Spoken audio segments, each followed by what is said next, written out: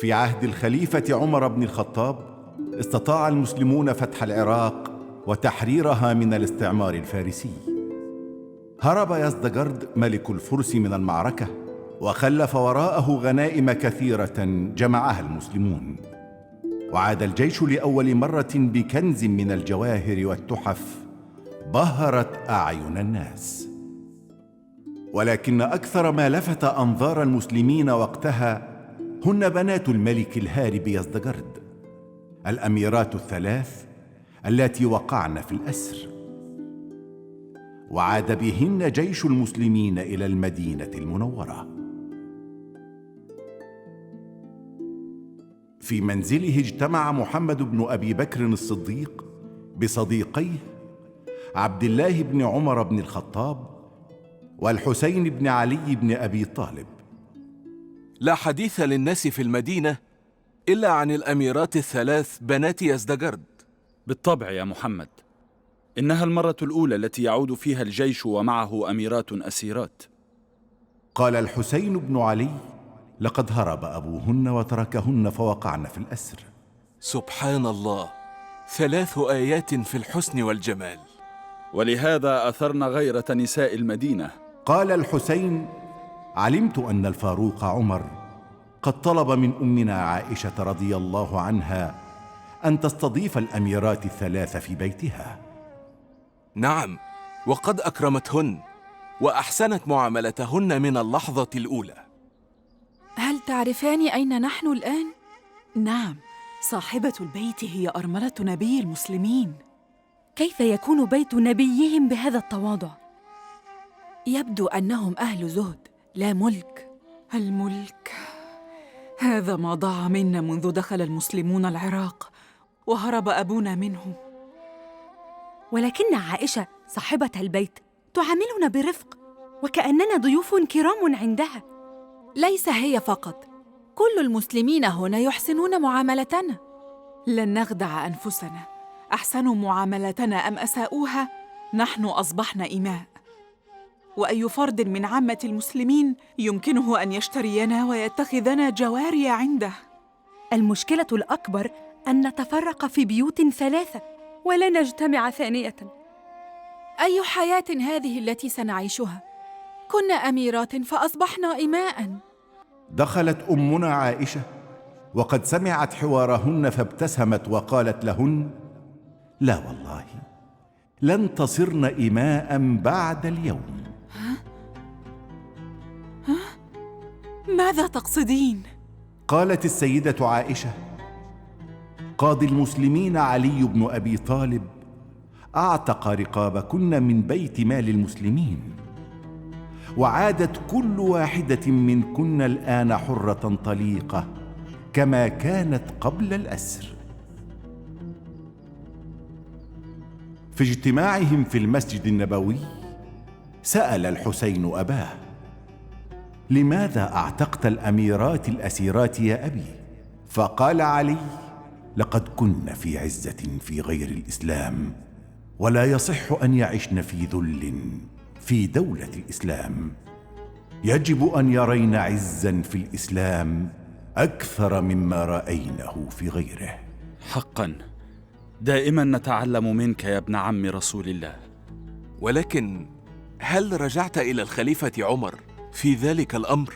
قال علي في ذكاء: بارك عمر ما فعلت، رغم أنني لم أرجع إليه قبل أن أحرر الأميرات الأسيرات. ولماذا لم ترجع إليه؟ قال علي: لأن الأمر يخص قضية العدل، وأنا قاضي قضاة المسلمين والمسؤول الأول عن العدل في دولة الإسلام.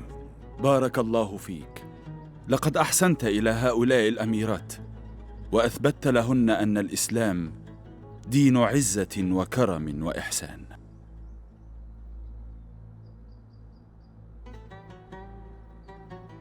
قامت صداقة بين الأميرات الثلاث وأم مصطح خالة السيدة عائشة. تفضلنا الطعام. شاركتني أم المؤمنين في صنعه.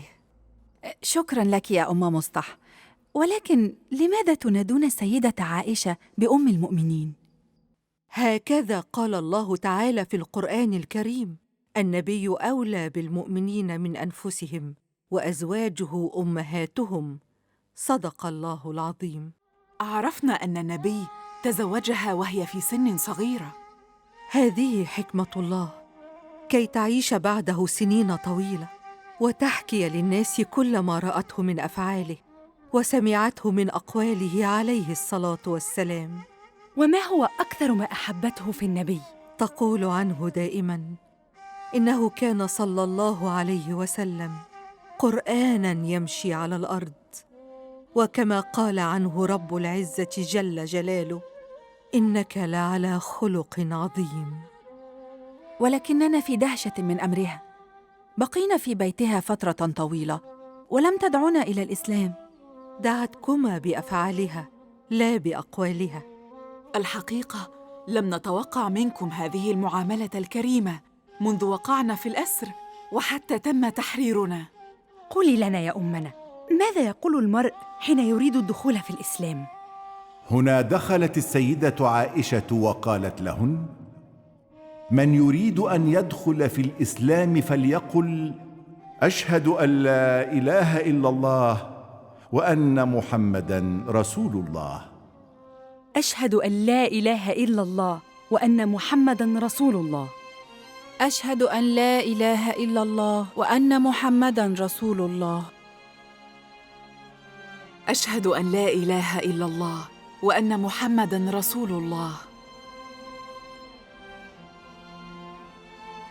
كنت بعيد النظر يا إمامنا عندما أعتقت الأميرات الفارسيات. نعم، فقد أسلمنا جميعا ليلة أمس على يد أمنا عائشة رضي الله عنها.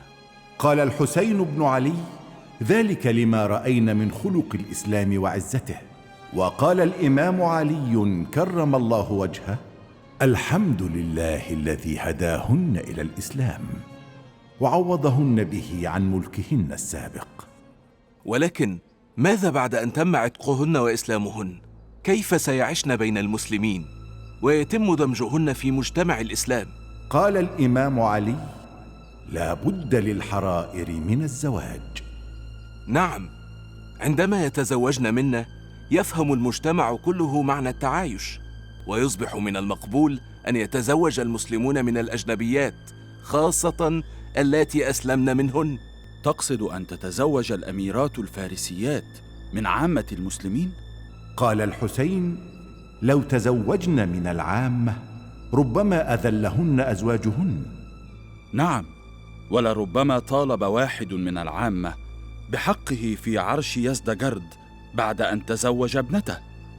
قال الإمام علي: هؤلاء الأميرات السابقات لا بد أن يتزوجن بأبناء كبار الصحابة وأغنيائهم حتى لا يحرمن من العز الذي تمتعن به في كنف أبيهن قبل الإسلام. نظر أبناء الصحابة الثلاثة إلى بعضهم نظرة ذات مغزى، وفهموا أن الإمام علي يريد منهم أن يطلبوا الزواج بالأميرات الثلاثة. حمداً لله على سلامتك يا حبيبتي. سلمك الله يا زوجي الحبيب. انظر إلى ابننا، يشبهك كثيراً. ما شاء الله، لا قوة إلا بالله. ماذا سنسميه؟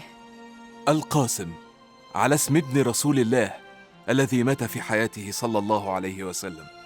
القاسم ابن محمد ابن أبي بكر الصديق.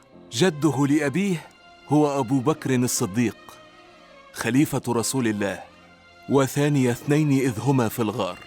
وجده لأمه هو يزدجرد ملك الفرس. هل ستسميه سالم؟ نعم، على اسم سالم مولى أبي حذيفة صديق أبي عمر بن الخطاب. لقد قال فيه أبي: والله لو كان سالم حياً لوليته الخلافة من بعدي. سالم ابن عبد الله ابن عمر بن الخطاب. جميل اسم ابننا يا زوجي العزيز، زين العابدين ابن الحسين، جده علي بن أبي طالب، وهو ابن حفيد رسول الله عليه الصلاة والسلام. كبر الأحفاد الثلاثة سالم بن عبد الله بن عمر، والقاسم بن محمد بن أبي بكر الصديق، وزين العابدين بن الحسين بن علي بن أبي طالب، تفقهوا جميعا في الدين، وصاروا من أئمة علماء المسلمين، ومن فقهاء المدينة السبعة الذين انتشر علمهم إلى كل الدنيا، وكان أساس المذاهب الفقهية الأربعة التي يسير عليها المسلمون حتى يومنا هذا.